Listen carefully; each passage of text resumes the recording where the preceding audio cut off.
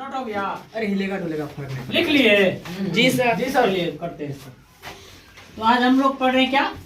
आज से शुरू हो गया कक्षा 12। कौन सा क्लास? कक्षा 12। हम लोग पढ़ने वाले क्या? हिंदी। क्या पढ़ेंगे? हिंदी। नोट कर लिए इसको पूरा? जी सर। तो पहला जो अध्याय है वो है आपका बातचीत, है ना? बातचीत क्या है पहले ही लिखा दिए थे। बातचीत क्या है? निबंध। बातचीत क्या है? निबंध है ना? और निबंध है और इसके रचनाकार कौन है? बालकृष्ण। मैंने लिख भी दिया यहाँ पे।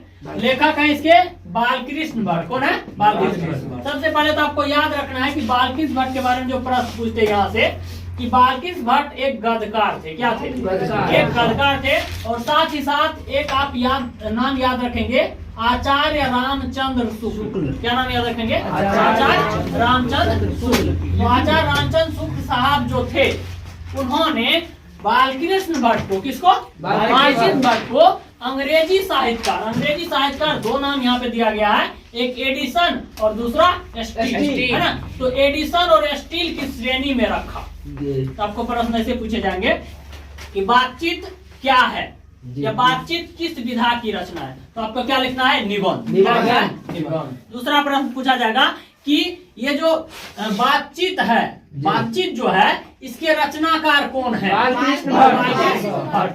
उसके बाद देखिए, उसके बाद जो इम्पोर्टेंट प्रश्न है यहाँ पे कि बालकृष्ण भट्ट एक डैश थे, गद्यकार थे। वैसे पत्रकार भी थे लेकिन मेनली आपको गद्यकार ध्यान रखना है।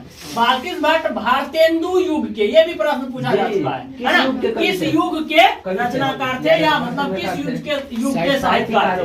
तो किस युग के थे? भारतेंदु युग के। याद रखेंगे आप, है ना? चलिए, तो ये भी क्लियर हो गया, ये भी क्लियर हो गया, ये भी क्लियर हो गया। साथ ही साथ आपका ये हो गया बातचीत जो एक निबंध है, ये भी क्लियर हो गया। और साथ ही साथ आपको या इसके कौन है ये भी आपको क्या आया जी? भूकंप तो क्या हो गया? बम तो नहीं फेंक रहा है? चलिए आगे सही में सर जी आ गया भूकंप। चलो ना अपना काम कर रहा है। तो बालकृष्ण भट्ट का जो जन्म हुआ था, जन्म एक आध बार, है ना? कौन है? देखिए तो दस है कोई कहाँ थे जी? जन्म के पास। हाँ, जन्म के पास थे। तो इसका जन्म कब हुआ था? 1844 ईस्वी को, आप याद रखना। और साथ में निधन भी लिख दिए हैं, क्योंकि निधन लास्ट में लिखना था लेकिन पहले ही लिख दिया ताकि आप याद रख लो। निधन हो गया था 20 जुलाई 1914 ईस्वी में। तो ये इम्पोर्टेंट है, दोनों हो सकता है पूछते, है ना? खास करके जो साइंस के लिए होता है, साइंस में ज्यादा टफ नहीं रहता लेकिन पूछता है। आर्ट वाला को बहुत टफ रहता है हिंदी, है ना? चलिए, निवास स्थान की बात करते हैं। इलाहाबाद, उत्तर प्रदेश। अब इसका जो है इलाहाबाद का नाम बदल गया। क्या नाम हुआ है? उत्तर प्रदेश। इलाहाबाद का प्रयागराज, है ना? क्या नाम है? प्रयागराज, है कि नहीं? चलिए ध्यान रखेंगे।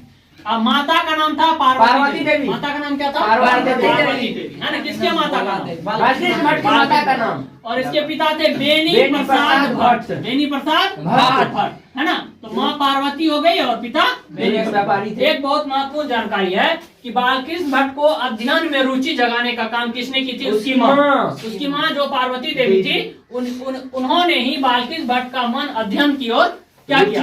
हाँ, रुचि बढ़ाया, मतलब ले गया कि पढ़ाई लिखाई भी जरूरी है। उसको उसके मन में लालसा जगाया कि पढ़ना चाहिए, तो पढ़ाई। देखिए ध्यान से। तो 1867 ईस्वी में क्या किया? प्रयाग के मिशन स्कूल में एंट्रेंस की परीक्षा ली। एंट्रेंस मतलब प्रवेश परीक्षा। उसके बाद शिक्षा दीक्षा पूर्ण होने के बाद की बात करते हैं कि हिंदी प्रदीप नामक मासिक पत्र जो 1877 ईस्वी में भारतेंदु हरिश्चंद्र, किसकी प्रेरणा से? भारतेंदु हरिश्चंद्र की प्रेरणा से हिंदी वर्धिनी सभा प्रयाग की ओर से क्या किया? ये निकालना प्रारंभ किया। कौन सा पत्रिका? हिंदी वर्धिनी। कब निकाला? 1877 ईस्वी में। चलिए आगे देखते हैं। इसकी कुछ प्रमुख रचनाओं को देख लेते हैं। इसकी कुछ प्रमुख रचनाओं को देखते हैं। वैसे तो बहुत सारी रचनाएं, निबंध ही 1000 लिखे हैं लेकिन उसमें से 100 बहुत महत्वपूर्ण है ना? तो कुछ उपन्यास के नाम देखते हैं। रहस्य कथा, नूतन ब्रह्मचारी, है ना? 100 अजान एक सुजान, सद्भाव का अभाव, उचित दक्षिणा और गुप्त बैरी, और भी ढेर सारे हैं लेकिन कम से कम आपको रहस्य कथा याद रखना है, नूतन ब्रह्मचारी, 100 अजान एक सुजान। सुजान, ये बहुत ही इंपॉर्टेंट है ना। ये 2-3 पूछे भी गए हैं। चलिए नाटक की बात करते हैं। ये देखिए पद्मावती। आपको यहाँ मैं एक चीज बता दूं, आप पढ़ेंगे आगे चल के मलिक मोहम्मद जैसी जी के बारे में। किसके बारे में? मलिक मोहम्मद जैसी। मलिक मोहम्मद जैसी जी के बारे में पढ़ेंगे। वो किसमें हम पढ़ेंगे? ये हम मेरा क्या है, ये हमारा गद्य खंड है। कौन सा खंड है? गद्य खंड है। कौन सा है? वो है काव्य खंड में। काव्य खंड में आप पढ़ेंगे पहला जो है करवक है, ठीक है, याद आपको। करवक में हम लोग पढ़ेंगे मलिक मोहम्मद जैसी के बारे में। किसके बारे में? मलिक मोहम्मद जैसी के बारे में।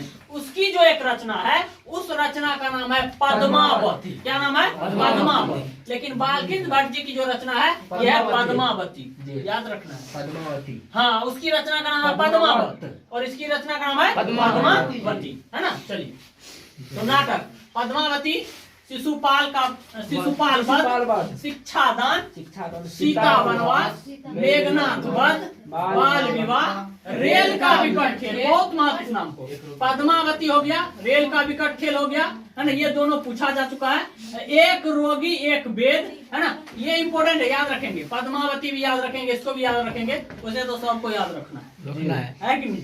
इम्पोर्टेंट है। परासन, आप पूछ रहे थे परासन क्या होता है? परासन में हंसी वाली चीज होती है, समझ गए?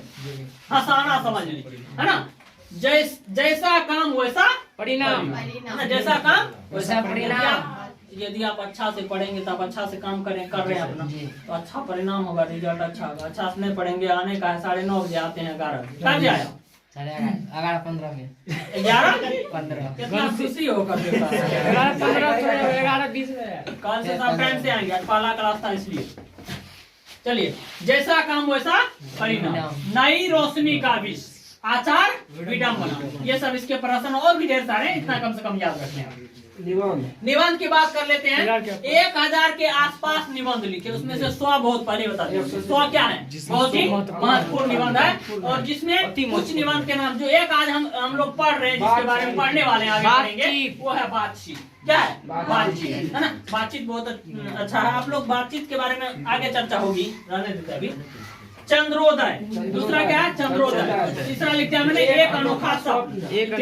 इसके अलावा और ढेर सारी इसकी रचनाएं हैं। तो कम से कम आपको याद क्या रखना है, ये लास्ट में मैं सुनाना चाहूंगा आपको, सुनिएगा। सबसे पहले याद रखना है बातचीत। पहला प्रश्न आपको याद रखना है, बातचीत क्या है? एक निबंध। इसको ऐसे पूछेगा, बातचीत किस विधा की रचना है? निबंध। पहला प्रश्न हो गया। दूसरा आपको पूछेगा कि बातचीत के रचनाकार कौन है?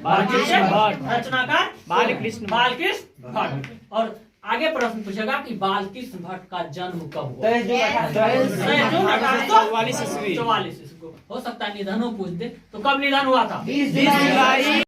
याद रख लेंगे। यहाँ से ये 2-3 बातें जो ये बहुत महत्वपूर्ण है, इसको याद रख लेना। ये जो एक नाम देख रहे हैं यहाँ पे, आचार्य रामचंद्र शुक्ल, इन्होंने ही बालकृष्ण भट्ट को, अंग्रेजी के 2 साहित्यकार हैं जिसका नाम है एडिसन और स्टील, उनकी श्रेणी में रखा, है ना। एक और बात याद रखेंगे, बालकृष्ण भट्ट गद्यकार थे। तो एक और बढ़िया बात याद रखेंगे, बालकृष्ण भट्ट भारतीय साहित्यकार। ठीक है, कितना याद रखिए, काफी है।